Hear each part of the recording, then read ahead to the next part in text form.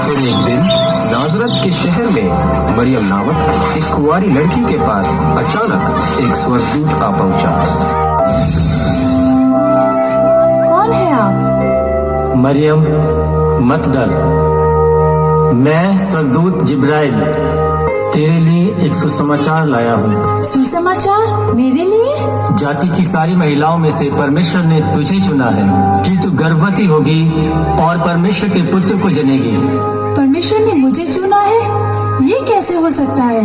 परमेश्वर के लिए सब कुछ संभव है। तू एक पुत्र जनेगी और वह परमेश्वर का पुत्र कहलाएगा और तू उसका नाम यीशु रखना। जैसा परमेश्वर चाहता है वैसा ही हो।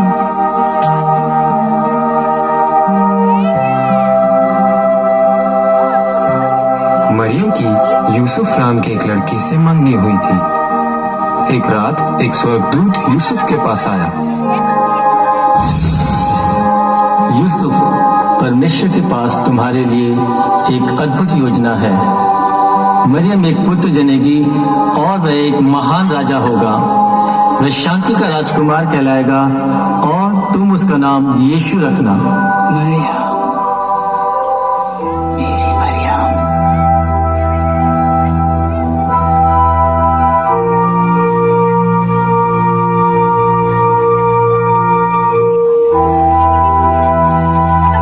उसके पश्चात मरियम और यूसुफ का विवाह हो गया था। यह उस समय की घटना है जब रोमी सम्राट अगुस्तस केसर जनगणना के लिए प्रदेश के सब लोगों को आदेश दिया था कि सब अपने अपने पैतृक जगह में लौट जाएं। यूसुफ मरियम के साथ अपने पैतृक भूमि बैतलहम की ओर चल दिया। बैतलहम बहुत दूर था। वाह भाई, क्या बता सकते हैं बैतलहम कितना दूर है? ये बहुत ही लंबा सफर है, लगभग 70 मील दूर। धन्यवाद, चिंता मत करो मरियम। बिल्कुल भी नहीं, मैं तुम्हारे पास सुरक्षित महसूस कर रही हूँ। क्योंकि मरियम गर्भवती थी और उसका प्रसव का समय निकट था। परमेश्वर आपके साथ हो और आपके साथ भी। उस दिन उन्हें मीलों का सफर तय करना पड़ा।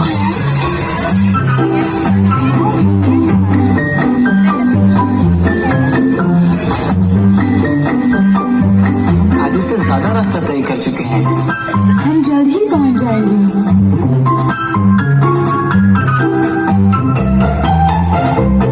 ये लो मरियम, ठंडा पानी, तुम्हें अच्छा लगेगा।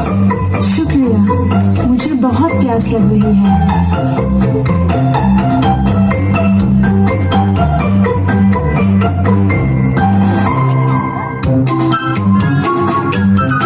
सुनिए, क्या आप जानती हैं सराय कहाँ है? जी हाँ, इसी रास्ते पे थोड़ी ही दूरी में है। अच्छा, ये तो बहुत ही अच्छा है। परमेश्वर आपके साथ हो और आपके साथ भी। हम नजदीक पहुँच चुके हैं।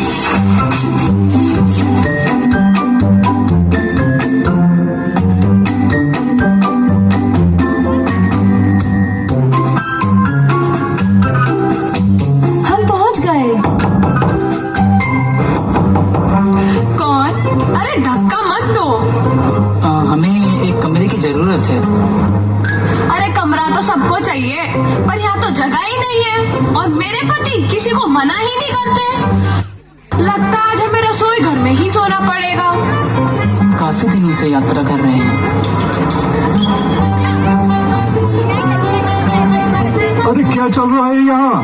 इनको एक कमरा चाहिए और क्या। माफ करना मेरे दोस्त, यहाँ तो बिल्कुल जगह ही नहीं है। मेरी पत्नी बहुत थकी हुई है। हम बहुत दूर से आए हैं। बाकी लोग भी तो दूर से ही आ रहे हैं। और मेरी पत्नी गर्भवती है। देखता हूँ मैं आपके लिए क्या कर सकता हूँ। हाँ, मेरे पास एक गौशाला है जो जानवरों से भरा हुआ है, पर कम से कम आपके सर के ऊपर एक छत होगा। बाहर के ठंड से बच जाओगे और सुरक्षित भी रहोगे। शुक्रिया, आपने बहुत मदद की।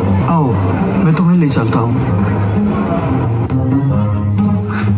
तुम्हें साथ देने के लिए मेरे सारे जानवर हैं।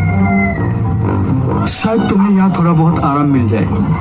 माफ करना, मैं इससे और कुछ बेहतर नहीं कर सकता। शुक्रिया। आपका बहुत धन्यवाद। चलो, एक जगह तो मिल गया।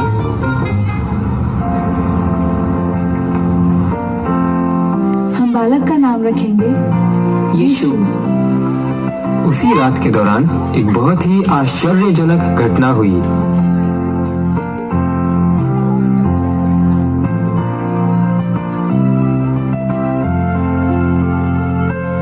मैं उसे कपड़े में लपेट देती हूँ। उसे अच्छा और गर्म लगेगा। चढ़नी में वो सो जाएगा। मरियम और यूसुफ बालक यीशु से बहुत ज्यादा प्रेम करने लगे।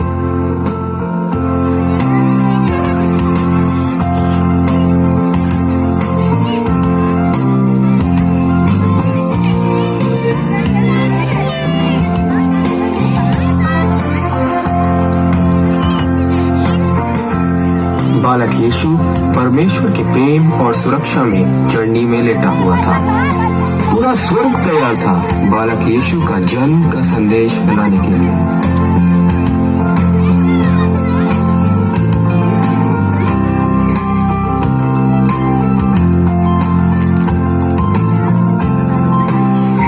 उसी रात को बैतलहम शहर के बाहर चरवाहे अपने भेड़ों की रखवाली कर रहे थे।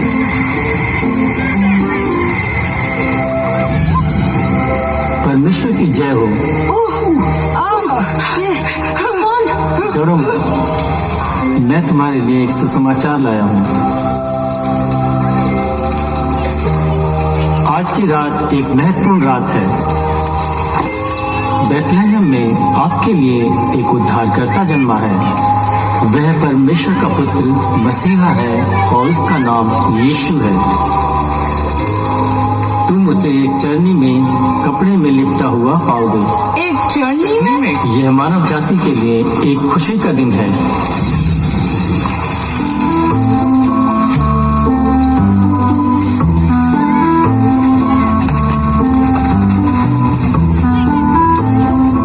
एक राजा चढ़नी में, वो भी ये बैतलहम में।